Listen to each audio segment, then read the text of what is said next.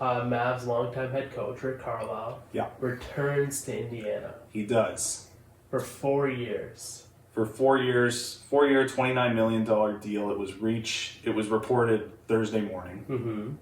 And it's interesting because there's some people that thought that maybe if the Bucks don't make the finals this year and move on from Budenholzer, I heard Stephen A. Smith say that he thought the Bucks would be a very good opportunity for him to try to win another title. Yeah. But I think Rick Carlisle went with familiarity here, and I think he makes this Pacers team, who had a very off year this year, back into playoff contention. I'm not going to say championship contention, but playoff contention. Yeah. And remember the last time that Rick Carlisle worked with a European big man.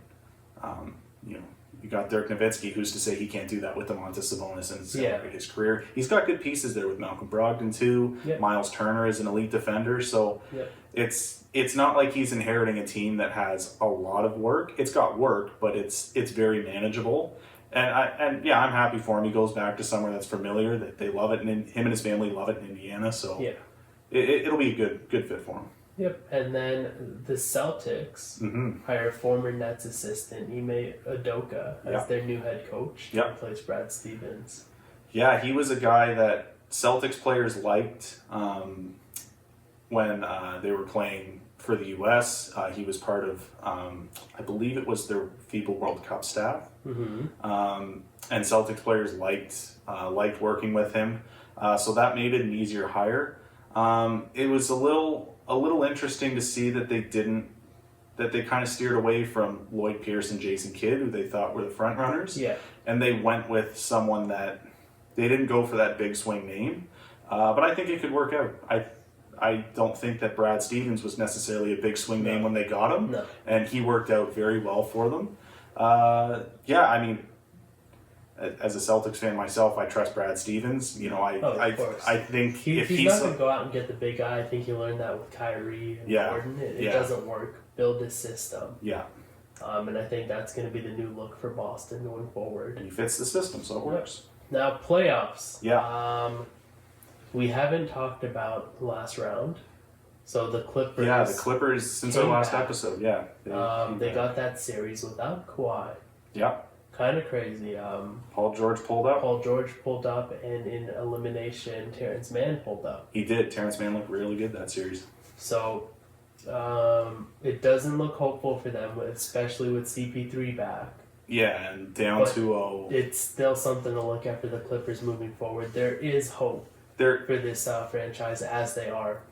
And maybe that entices Kawhi to stay. Their game on Thursday night might be the most important game of their franchise. Of course, you're either down 3-0 or 2-1. And if you go down 3-0, it's over. It's done. Whether or not Kawhi comes back, it's done. Yeah.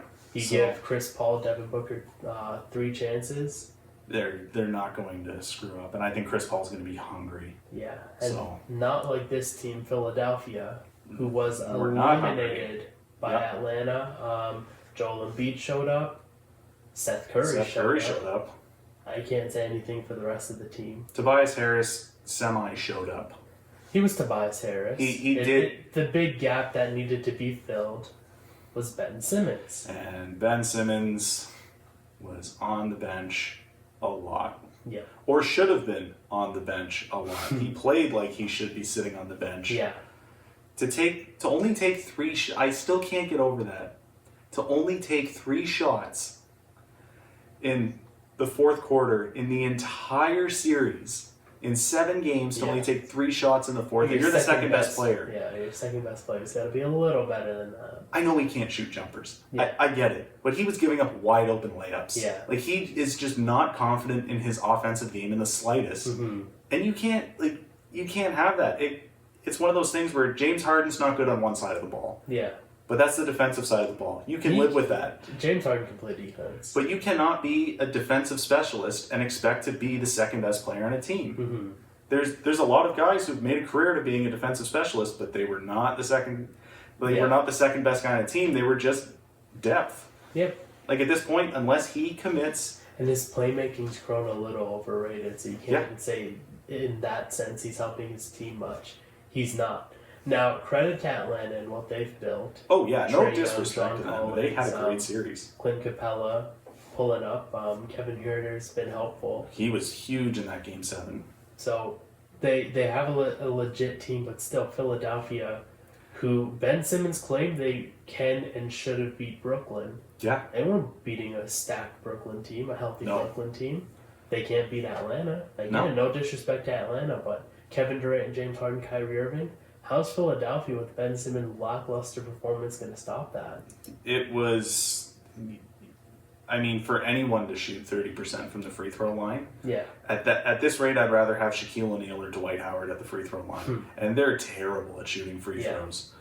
So I just don't see how a guard can be that, how you can continue to be a starting caliber guard on these high level teams and not have any sort of offensive, any sort of scoring game. Yeah.